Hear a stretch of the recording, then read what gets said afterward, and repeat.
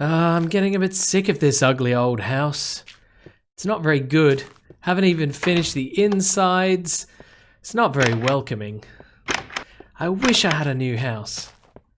Maybe if I just close my eyes and try really hard.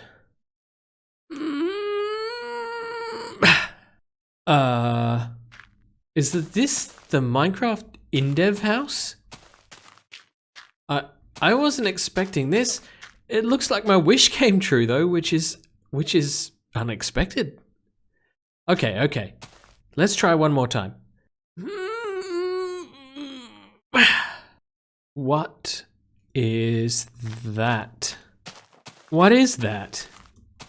Home sweet home. It's just a dugout. This is not a step forward. This is a step backwards. This is not day one. Okay. One more try. Ready? Nope. No.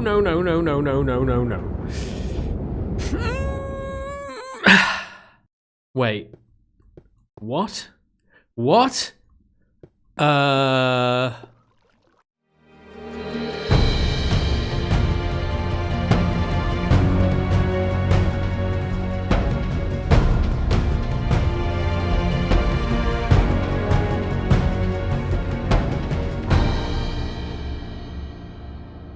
What is going on here?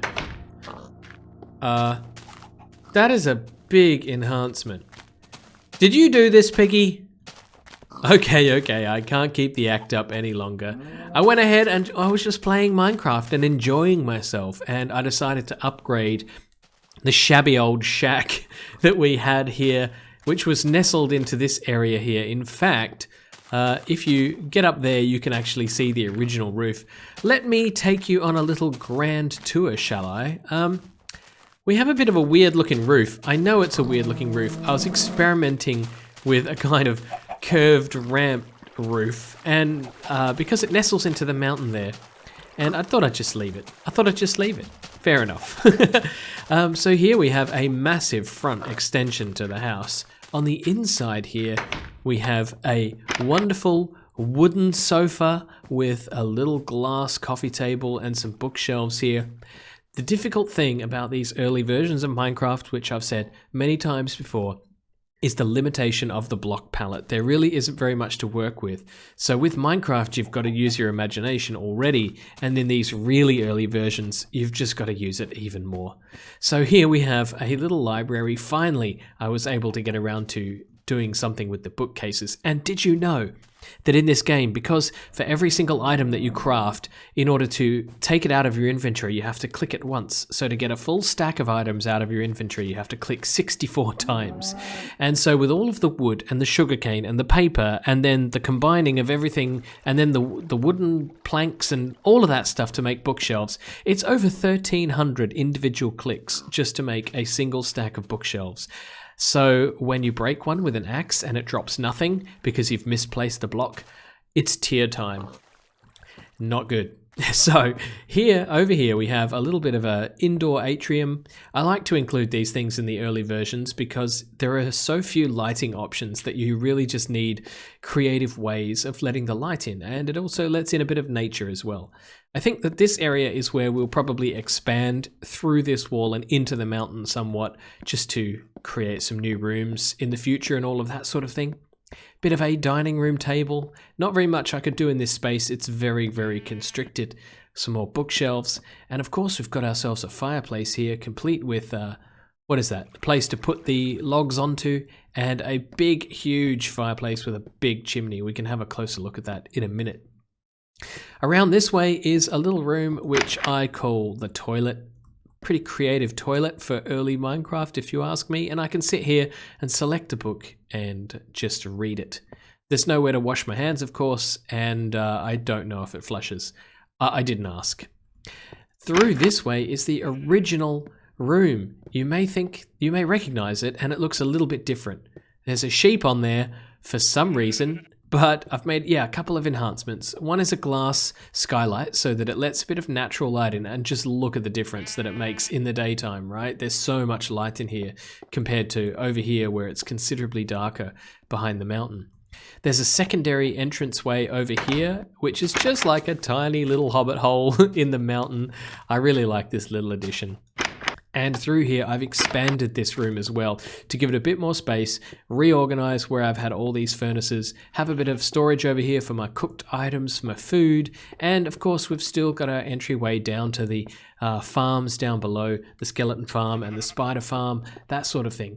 So this place already feels really a lot more spacious. But that's not even all. There's a little staircase going upstairs to, I guess, the main bedroom. This is where we've got that sloping, curved up roof that kind of goes at a very sheer angle up top and then gently slopes down with a little bit of a lump up on top. Maybe I'll try and get up there in a minute and show you what I mean. But in here we've got another portion of the fireplace. Let me just get a pickaxe and I'll show you what's going on here. Oh, nearly lost it. I don't want to fall, but this chimney stack goes all the way up to the sky. I don't want to fall off the block. But yeah, so this chimney runs all the way through the entire house there, which is pretty cool. This is my giant telephone bed. I mean, at least it looks like a telephone to me. That's what it looked like when I built it. But what else can I do in the early versions? Wool for the bed and some pressure plates for some pillows and some side tables. Really, really limited. Now over here I've put a little tree on a dirt block because that's the best I can do for that at the moment. And I've had to install this little shelf up the top because I came up here earlier and found that my little pot plant had grown into a humongous tree in this space. So this should limit the tree from being able to grow, and it should stay like that. And over on this side we have a little bit of a closet here, which is literally just this. Not very much to it at all. Oh, there we go. I couldn't get out for a moment there. I decided to use the redstone lamps for something a little bit different than the regular torches because, again, the options are very, very limited. And of course, out the front here, this is the wonderful forward-facing balcony where we can come out and enjoy a cup of coffee. Have a look at the wonderful wheat farm that we've built, which I'm going to come back to in a moment. And of course, check on the sugarcane, watch the sunrise, all of that sort of thing. It's very, very exciting. Now, I haven't got any blocks. Oh, look, a little bench to sit out and enjoy yourself on.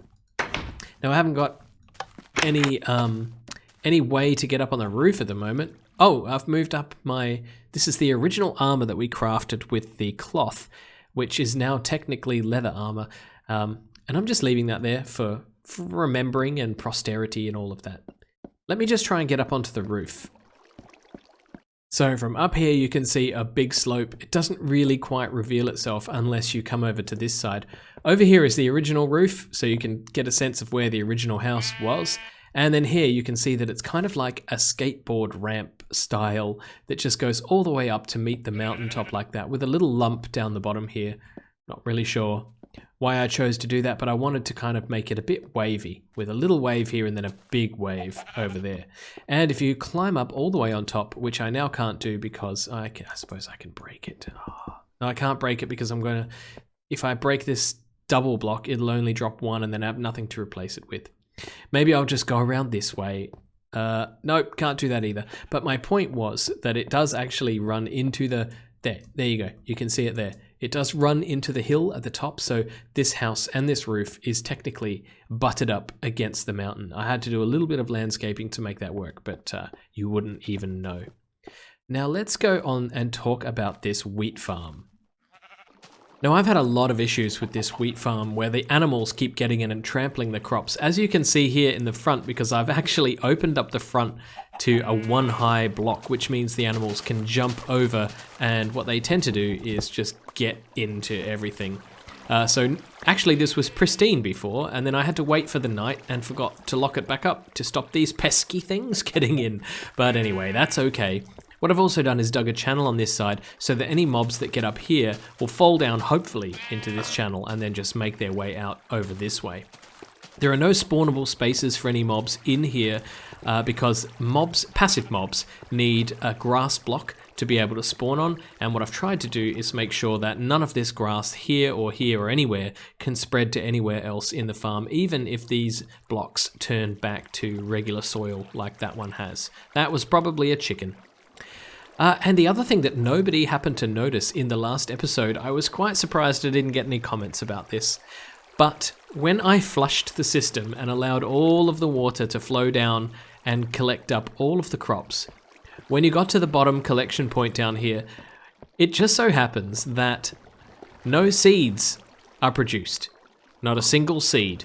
Which means that all of the seeds that I had to run around and use about 20 different, what are these called? Hose. I had to use up about 20 different hose on the grass down here, just going around like this looking for seeds, and then plant the entire farm.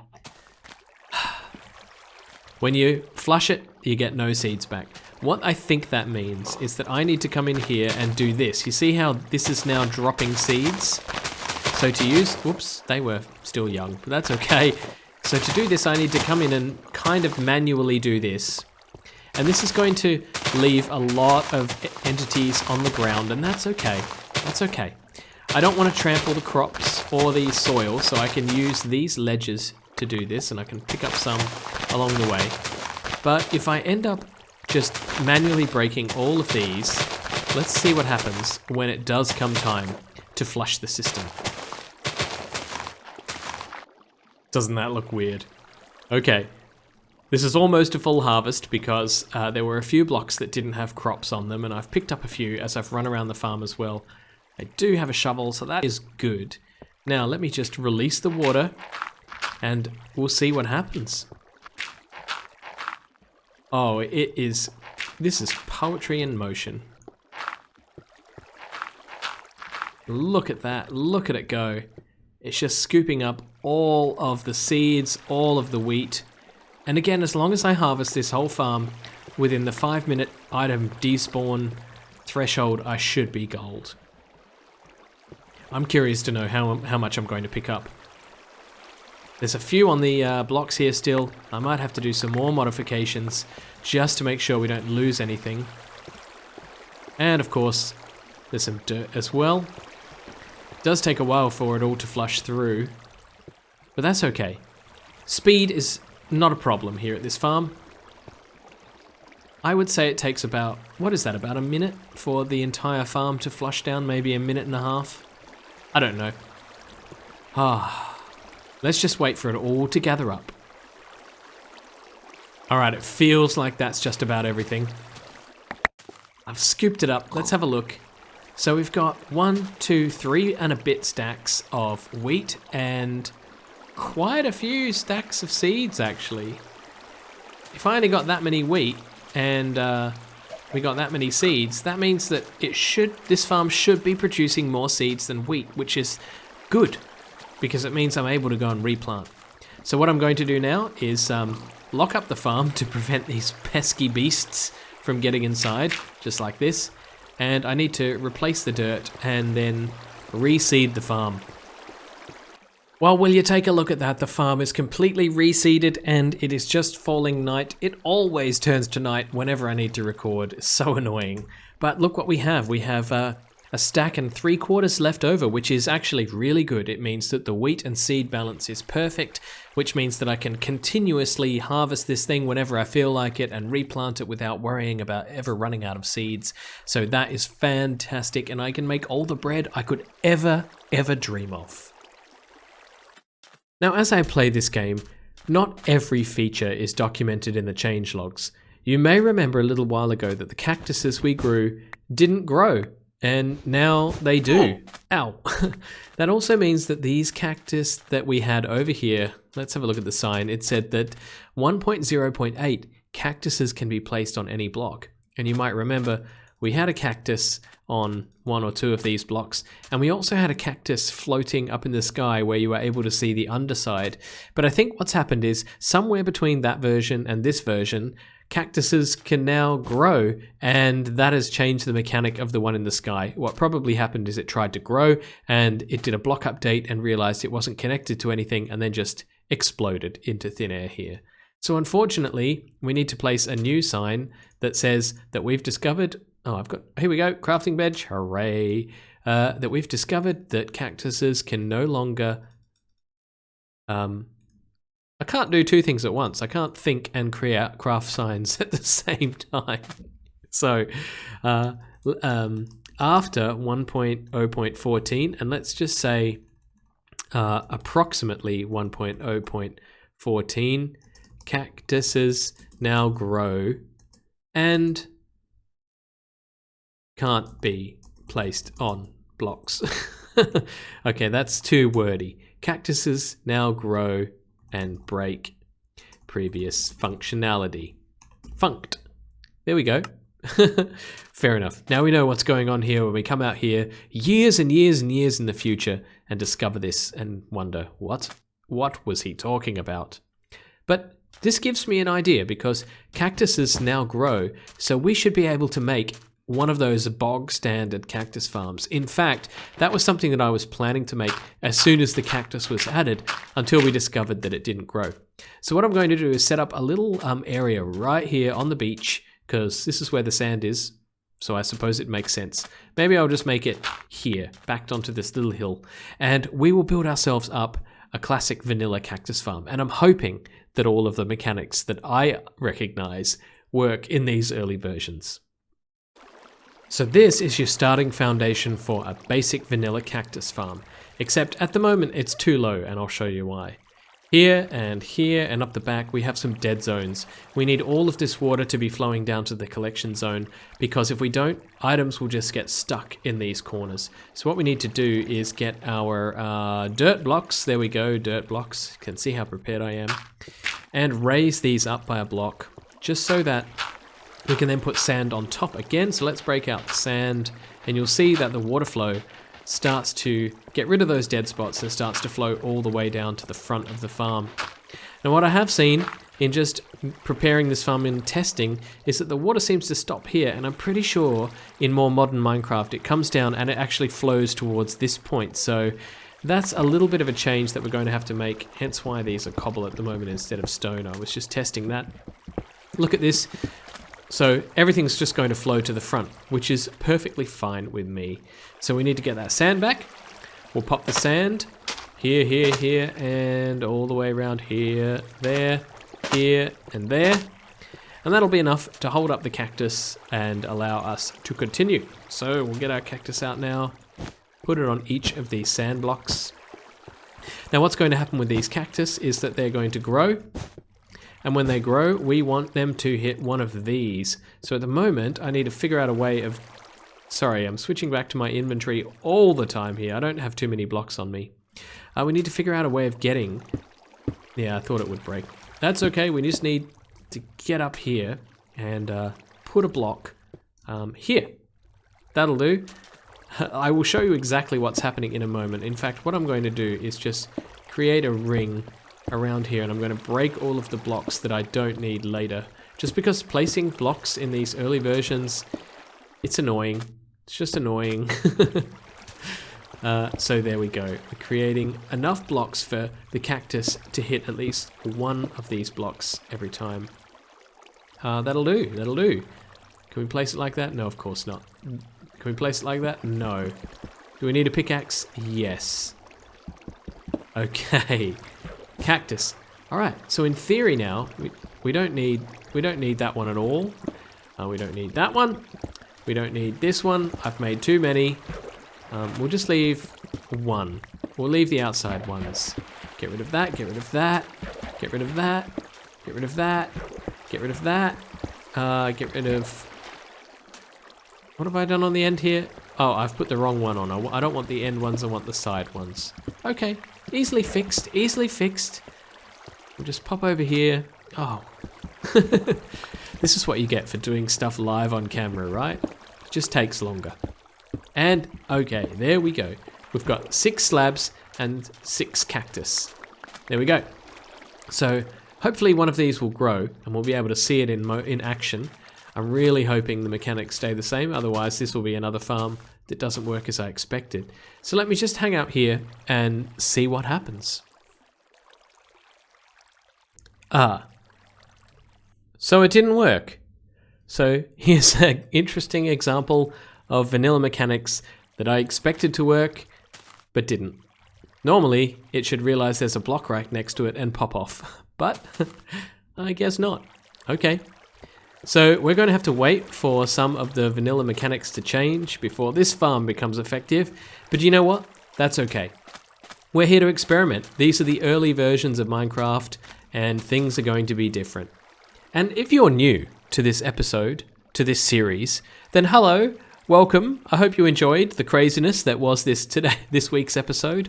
And what we're doing in this series is we're upgrading Minecraft all the way through from the earliest versions right up until the current release, whatever that will be. And we'll be preserving our world as we do it. So this cactus farm that I've built here in Minecraft Alpha 1.0.14 is still going to be there in version 1.15 or 1.16 or whatever is the current version by the time we ever upgrade there.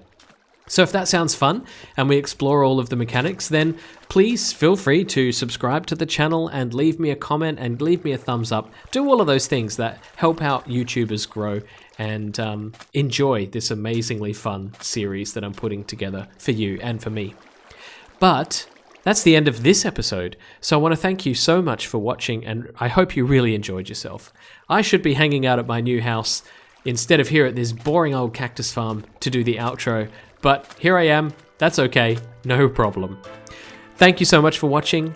This has been BugmanCX. You've been watching Minecraft The Journey. Bye bye.